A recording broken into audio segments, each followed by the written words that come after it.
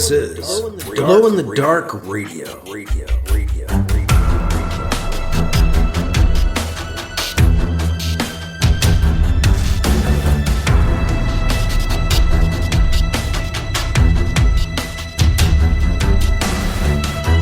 The science fiction podcast with original independent science fiction written and performed by Mike Luoma, with music by Kevin MacLeod. The Vatican Assassin Trilogy and The Adventures of Alibi Jones by Mike Luoma are available in ebook, trade paperback, and audiobook wherever you find your books online. Get links and details at glowinthedarkradio.com. This is the Science Fiction Podcast, Glow in the Dark Radio. I'm your host, your writer and reader, Mike Luoma, and we have the final chapter, Chapter 37, of Alibi Jones and the Hornet's Nest, coming up on this episode. In trying to rescue Alibi Jones and bring his kind of bioelectrical matrix back into control of his body, expelling one of the ancient enemy whose energies were possessing his body, Dakhur scientist Kat used a trans-space nullifier to nullify and remove the ancient enemy's energy signature from Alibi's body. But Kat was too close to the nullifier when it was triggered, apparently. And though the Dakhur have insisted they are not related to the ancient enemy, the nullifier seems to have impacted Kat more severely than that assumption would have led him to believe he would be. Is Alibi Jones now in control of his body, thanks to Kat's efforts? What exactly has happened to Kat? We'll find out in the final chapter of Alibi Jones and the Hornet's Nest, Chapter 37, coming up on this episode of Glow in the Dark Radio. In book news, I hope you were able to take advantage of the Smashwords summer-winter sale and get some inexpensive ebooks over the last month or so. We have now reached the end of that. It ended yesterday, July 31st. So now back up to $4.99 for those titles, but there will be other deals and such coming your way as we head through the fall. I will keep you up to date on those. Right now, though, I just want to say a big thank you to patrons who help support the podcast. You guys keep it going. And this is the only way I can do it. I'm actually going to shift some hosting because I need to cheapen up what I'm paying. But hopefully that won't impact you. It's mostly for Alibi Jones and VaticanAssassin.com. But I'm working on that. That should be in place by now, but we shall see. But once again, patrons help me be able to afford all this when I can. And if you can help, I would love to have you as a supporting member of Glow in the Dark Radio. You can do it for $2, $5, or $10 a month. It's all voluntary, and it's done through Patreon.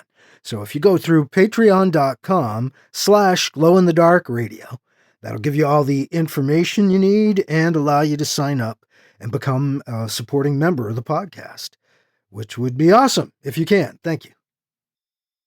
Coming up next, we get into Chapter 37, the final chapter of Alibi Jones and the Hornet's Nest on Glow in the Dark Radio. Hi, I'm JC. My co-host Cindy and I host the Fix It Home Improvement Podcast. We cover projects that every homeowner should know and top-rated products for home and garden. You can check it out on your favorite podcast app. It's called Fix It, F-I-X-I-T, Home Improvement.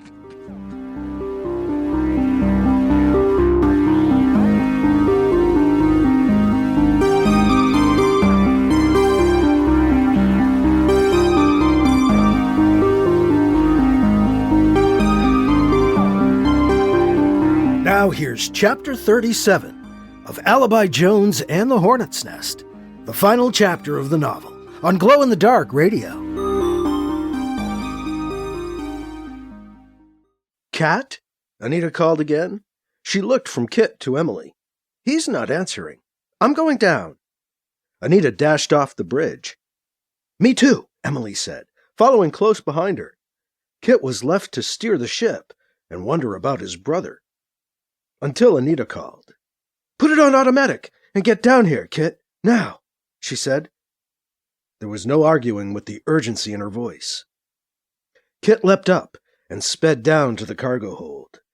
He arrived to find Cat laying on the deck, Emily cradling his head in her lap. Anita stood nearby, next to the stretcher with Alibi's body on it. "What has happened?" Kit demanded with a growl. "Kitrafundler Grundler," Cat said, calling to his brother with a weak voice. Kit jumped down to his side. "I am here, Kitrafundler Grundler," he said. "What have you done?" "Made a grave miscalculation," Cat said. "It seems we Dakhur are wrong about our past." "What do you mean?" Kit asked. "Needing to simplify the energy pattern of the ancient enemy for the nullifier, I eliminated the signatures that were similar to the humans to make it safer for Alibi Jones," Cat said, "never thinking I needed to do the same for us. For are we not told, we Dakhur are not from the same stock. We do not share the ancient enemy as a biological ancestor. So we are taught. But that is a lie." Kit stared at his brother, shocked. "What are you saying?" Kit asked. "We are also likely the stuff of their starseeds, Kit, or otherwise made by them from their own genetic stock. We Dakhur are also their offspring. Our pride is a lie."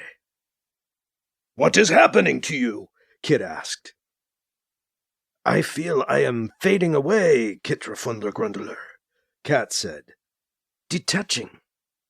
I was standing right on top of the damn thing when it went off." "Oh, how are you, brother? Did you feel it? Are you hurt?" "My stomach registered a brief moment of nausea at the time," Kit said. "Perhaps that was the cause." Cat smiled and seemed to come back to himself a bit. "Your gift for understatement is one of your finest qualities, brother," Cat said. "Are you practicing your sarcasm?" Kit asked. "No, I meant that," Cat said.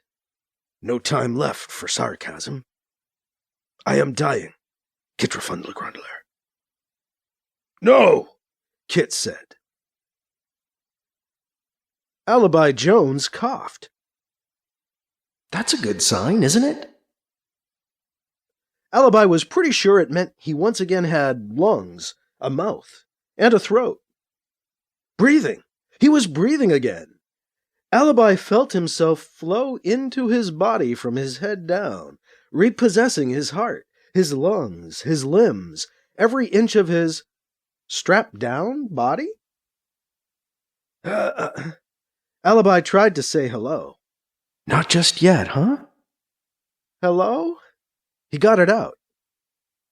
His aunt was there, looking down at something on the deck. She looked sad. "Aunt Anita?" She startled. "Alibi?" Anita walked over to the stretcher. "Is it really you now, Alibi?" she asked. "He took me over, didn't he?" Alibi asked. "Quintele. He did something to my mind. Locked me away inside." "He did," Anita said. "Tried to take you over. But the Rodet took care of you after Quintele stole your body. They put you back in your mind and gave you back to us. And Cat just used the nullifier to blast the ancient enemy out of you." "It can do that?" "He modified it," she said, and frowned. "And it did. At least, it seems like it did. But he made a horrible mistake." "No!" Alibi strained at his restraints. Anita reached over and touched the stretcher's controls. It lowered to the ground as it let go the straps which held Alibi down. "Are you sure it's him?" Emily asked. "I know my Allie," Anita said. Alibi stood up, a little unsteady. Anita came to his side, helped him stay standing. "Thanks," he said. They made their way over to kneel down next to Kit, Cat, and Emily. "It worked?" Cat asked. Yes? It worked, Alibi said. But I wish it didn't, you know? No, Cat said. Do not wish that. Not on my account. One more smart guy who picked the wrong moment to be dumb. My fault. Have no regrets. Thank you, Cat, Alibi said. You saved my life. You are, of course, welcome, Alibi Jones, Cat said. My only regret is that I will not see her once more before I go. At least I was able to see my brother again. Kitrafundler Grundler. Yes, brother. My time ends, Cat said. Knowing this, I task you with my dying wish. Do not reconcile with the human, Alibi Jones, my brother, Cat said. He is your friend. You do not have many of those. But those I love die all around him, Kit protested. Do they? Perhaps you are looking in the wrong direction, brother, Cat said. His eyes then drifted upwards, rolling back. I am pouring up out of my head. He sighed and was gone. Emily reached over and slid down his eyelids shut. He's still breathing, she said, startled. His body is, for now, Kit said. It will slowly stop. Damn, Alibi said. Damn it, damn it, damn it! I'm so sorry, Kit, Anita said. Emily lowered Cat's head to the deck and stood up, smoothing off her jumpsuit. She was dazed. He'd just died in her lap. Cat was dead. That didn't make any kind of sense. How did that even happen? Attention, cruiser! Katie's voice called over the comm. She was on most of the open channels. Anyone there? I am being targeted. I repeat, I am being targeted by the safe dreadnought and its ships. Are you getting this, witnesses? Anita made her way over to a nearby comm unit and made a more directed reply. Katie, Anita here. You are loud and clear. Anita called the Admiral back. Admiral Leonard, are you targeting us again? No, Miss Capituna. I'll leave that to the folks back home, the Admiral said. I've been doing some checking. Turns out you're already on people's shit lists. So drawing a dreadnought group out under false pretenses into a dangerous ambush ain't gonna work out too well for you. I did no such thing, she said. Sure looks like you did to me, he said. I've already made reports. Have you? She said. He didn't answer. Why are you targeting Katie's ship? Anita asked. The one with the alien goop on it? The Admiral asked. Because it's attacking her ship. You can see that, can't you? It's not attacking her ship, Admiral. It's holding her ship together, Anita said. Look, there's nothing more for you here. She's no threat. Leave her be. We already saved you from that thing, the Admiral said. You killed an alien race that was helping us, Anita said. One that ripped apart my ships. When their ship was destroyed, Admiral, they didn't want to explode, Anita said. He didn't respond right away. Anita hoped he was actually giving some thought to her suggestion. All right, we'll back it off. For now. No promises. Thank you, Admiral, she said. Anita looked at the others. Someone should be on the bridge, she said. I'll go back up. Wait a sec, Aunt Anita, Alibi said. Help with this first, okay? Alibi walked back over to the stretcher and floated it up off the ground by an inch or two. He pushed it over next to Cat's body. They lifted Cat together, the four of them, and moved him over onto the stretcher. Kit strapped him in place, and then floated the stretcher up to a height where he could push it in front of him. Kit pushed his brother's body out of the cargo hold, up to the sickbay. Anita left in a hurry to get back to the bridge. Alibi and Emily were left alone together in the cargo hold. Emily walked over to Alibi and gave him a friendly hug. He held on to her for a couple seconds. A quality hug. Felt good. Alibi? His aunt's voice ended the moment. They let go as he answered. Yes, Aunt Anita. We don't seem to have any response from the Transpace drive, she said over the comm. Can you two take a look? Right on it, Aunt Anita, he said. Upon investigation, there wasn't anything Alibi or Emily could do about the transpace drives on the cruiser. They were damaged by the earlier safe attack that removed the Rodet. The 80 Forster would have to use its conventional engines to limp back to depot for repairs, if the Admiral and his ships let them go. "Go?" the Admiral asked, when Anita called him back to inform him they were leaving. "Sure. I guess we're done here. But I'm not sure where you're going to go. You may find going places in the Solar Alliance is harder than it used to be, with fewer places to go to." "What are you talking about, Admiral?" Anita asked. "Why so cryptic?" "Winning the war, not the battle, ma'am," Admiral Leonard said. "Do what you want. You've had me blocked here, forced me to fire other weapons. Missives instead of missiles. Oh, I like that. Gotta save that somewhere. We're done for now. Good day." The safe ship started flying off, navigating out of the asteroid field to make clean shifts into transspace. The cruiser, docked with Kit's ship as well as Katie's ship and the Libra Campista, were left, along with the shards of the once giant Rodet ship scattered across the asteroids. "Libra Campista, this is the AD Forster," Anita said, as she called Hector Ruiz back. "We read you, Forster. And look at that! They're leaving," Hector said. "Thank you, Hector," Anita said. "Could use your help a little longer, though." "How so?" "We have no transspace drive," Anita explained. "Going to have to make it back to depot on the regular engines. I'm hoping you can act as an escort for me." "Why not?" Hector said. "I suppose I should make sure you stay alive so I get paid, eh?"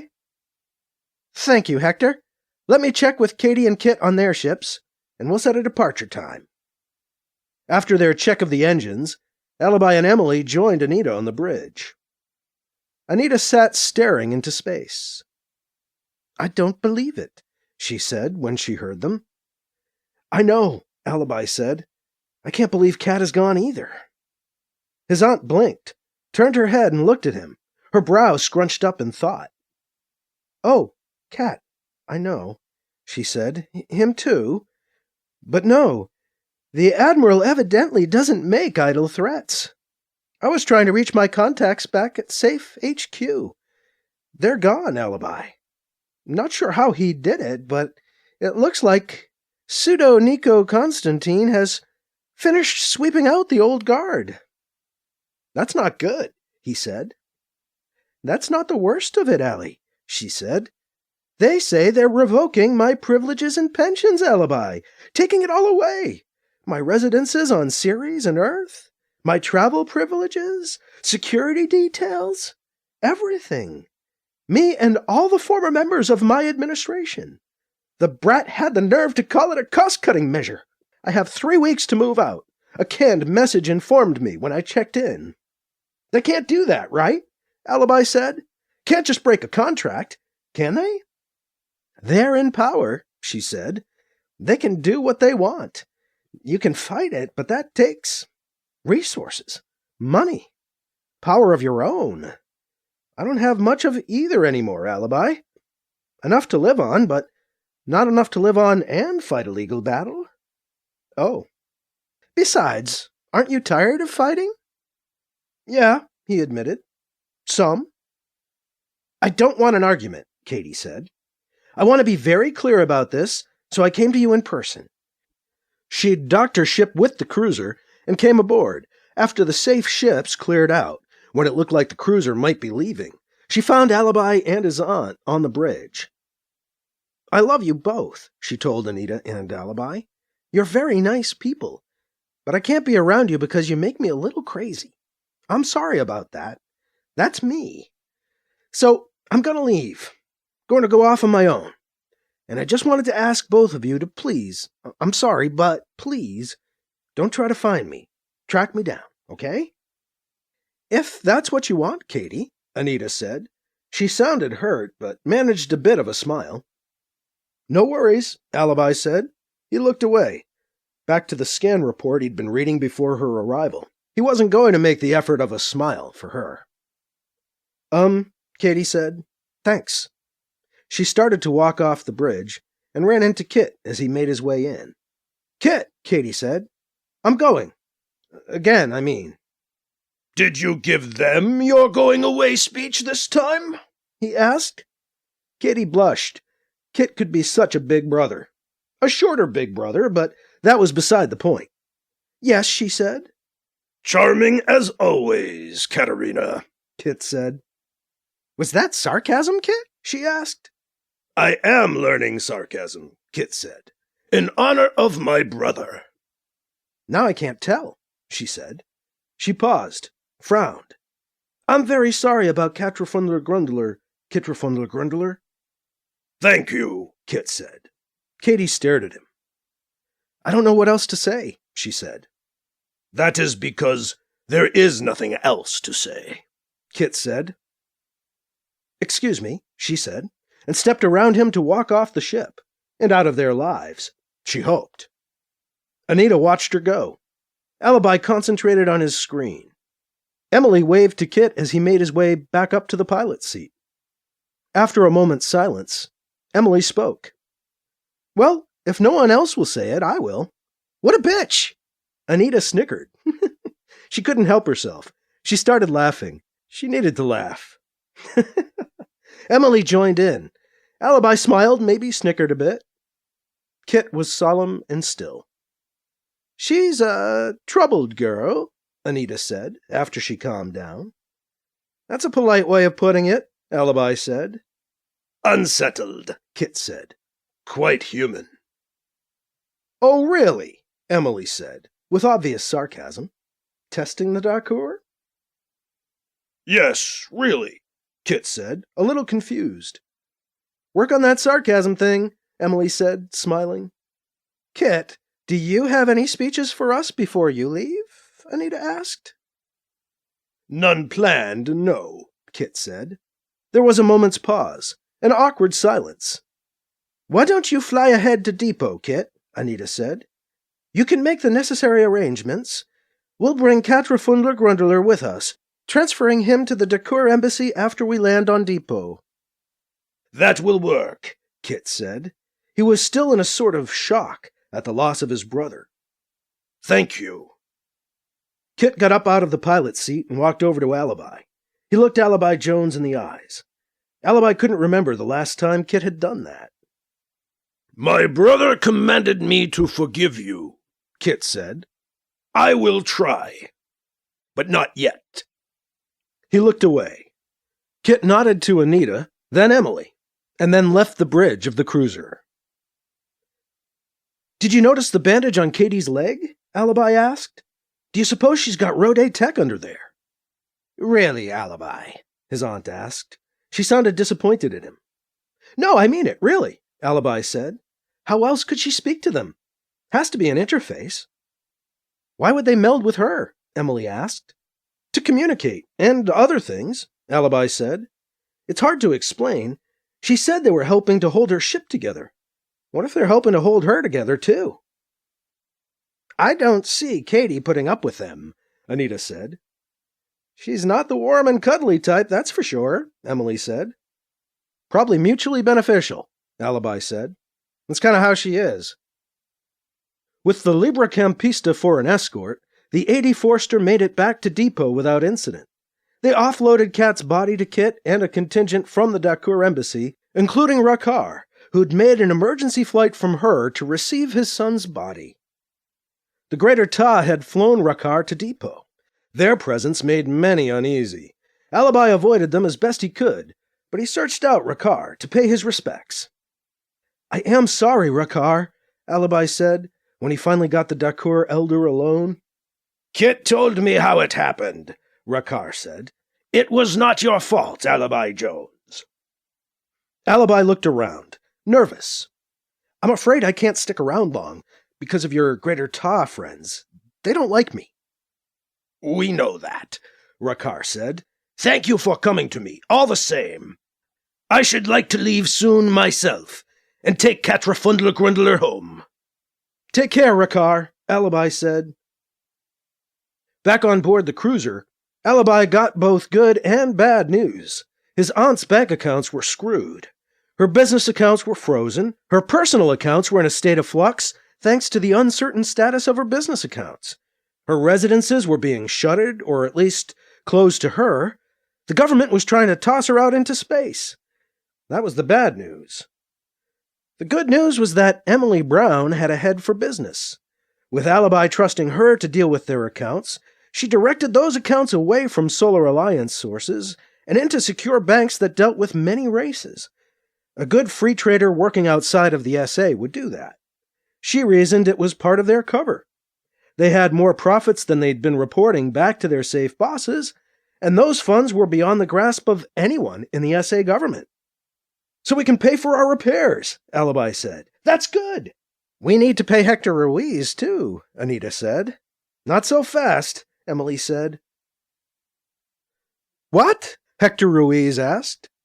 Alibi thought having Hector meet him for drinks back at the other place on Depot would soften the blow. But his news still hit the man hard. They could pay him, but they'd have to do the funds transfer back at the Hornet's Nest. Plus, Hector had gotten drunk. A volley of tequila shots were hitting the man hard as well. "Now I've got to follow you to some secret base? This gets worse all the time." Emily said that's how it works. It's tied into the base's location or something, Alibi told him. "Look, this wasn't my aunt's plan when she hired you, but the SA government froze all her funds. She still wants you to get paid, and I'm trying to make that happen. I'm sorry it's gotten more complicated." "I am fucking sick of the fucking Solar Alliance government," Hector said, a touch too loud. "But we love it anyway," Alibi added, also too loud, just in case. "Easy, Hector." Hector wasn't feeling easy, but he did quiet down, so he could get into Alibi's face. "The Solar Alliance wouldn't even admit the ghost ship existed after I reported it," Hector said. "I only know you from that thing for Gentry, and all of a sudden, you're out here tied into it somehow? What gives? What goes on, Alibi Jones?" "What goes on?" Alibi asked. "I'll tell you. I know all about it. But not here, not in public. At the Hornet's Nest. Let's go." "Really?" "I can pay in information on top of the cash." "Sounds good. Okay, then." Alibi quickly settled their tab and led Hector out of the bar. He called Bob Bond on his wand. "Bob, got your boss here. Can you come get him at the ship? Sending you the info. Thanks." "You're bugging Bobby?" Hector said. "Oh, hell, man, you didn't need to go and do that." "Thought it was a good idea. Sorry." They walked through Depot's port and found the A.D. Forster. Bob Bond was already there, waiting for them. "Hey, boss," Bond said. "Bobby?" Hector said, nodding. "Sorry it called you." "No problem," Bond said. "I'll take you back to our ships and we can follow them to their base." "Wait," Hector said. "You're in on this?" "On getting paid?" Bond said. "Yes, sir. Always." "Going to their base? Thought you were okay with that," Bond asked. "Fuck it," Hector said. "Let's go. But Janice has to pilot the Libra Campista. I can't in this condition." "Obviously," Bond said. "What about me?"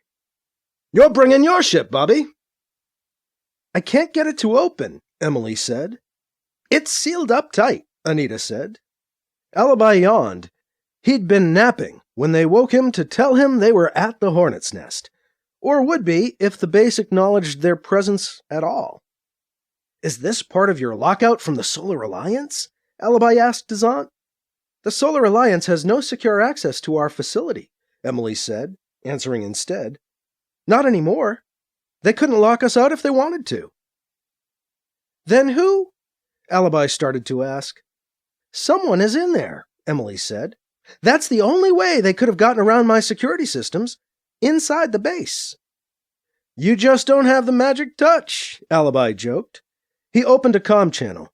"Hey, Hornet's Nest, open sesame!" The base came to life. Perimeter lights blinked on. The giant doors, shielding the entry to the landing bays inside, began sliding open to reveal the passage within.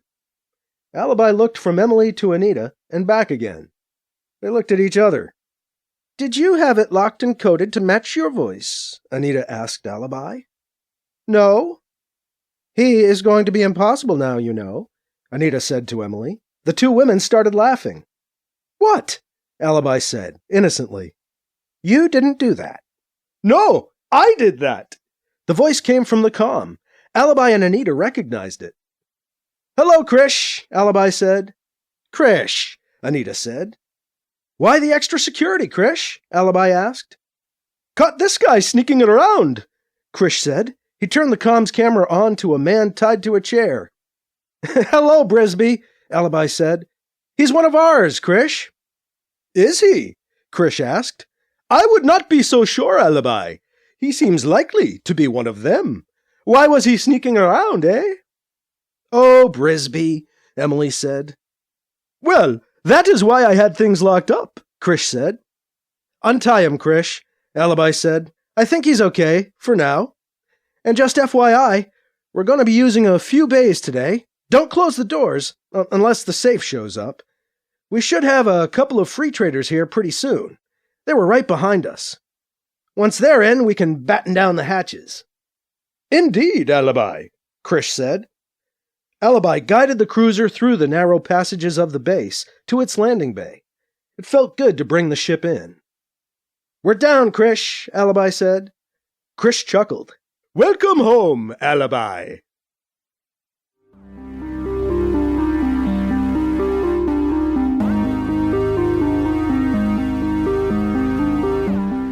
That is the end, the final chapter of Alibi Jones and the Hornet's Nest, part of the Adventures of Alibi Jones Chronological Omnibus on Glow in the Dark Radio. Drawing that novel to a close. That is the end of the book. The third Alibi Jones novel. Welcome home, Alibi. Back at the Hornet's Nest, Alibi Jones's new home, apparently. Now that the Solar Alliance has turned on him and his Aunt Anita. Yes, the ending of the novel Alibi Jones and the Hornet's Nest ends back at the Hornet's Nest. And there is one more novel to come, The Starseeds of Earth. At least right now. I've got a fifth novel in my head, but it is not out yet. It's not out of my head yet, I mean. It's all over notebooks and files and needs to be pulled together, and I'm going to be trying to do that. But for now, coming up next, we have one more novel in the Adventures of Alibi Jones, The Starseeds of Earth. But before we get to the novel, there is a short story in between these two novels, which we'll be getting to next. Written for the 500th episode of this podcast, it's Alibi Jones' Christmas Present. So we'll be listening to it in two parts beginning next week, as Alibi Jones uses Devrisium tech to go back in time to try to help his father, BC, Bernard Campion, the Vatican assassin. So that's Alibi Jones' Christmas Present, Part 1, coming your way on our next episode of Glow in the Dark Radio. And again, just before I wrap things up, I want to thank patrons for helping to support this podcast and keep it going. I can't do it without you, and if you can become a patron, I would love to have you. Become a supporting member of Glow in the Dark Radio at patreon.com/glowinthedarkradio. And you can do so for $2, $5, or $10 a month. Again, patreon.com/glowinthedarkradio. And that is all for this week. Got a new short story starting next week. Hope you'll be there for that. I'm your host, your writer and reader, Mike Luoma. Thank you again for listening to Glow in the Dark Radio.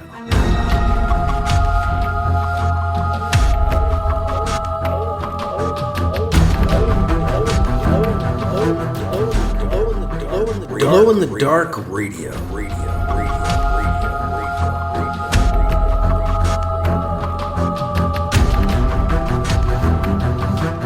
This podcast presentation is copyright 2026 by Michael F. Luoma and is protected under a Creative Commons Attribution, Non-Commercial, No Derivatives 4.0 International License. CC by NCND 4.0. Music by Kevin MacLeod. You can find his work at Incompetech.com.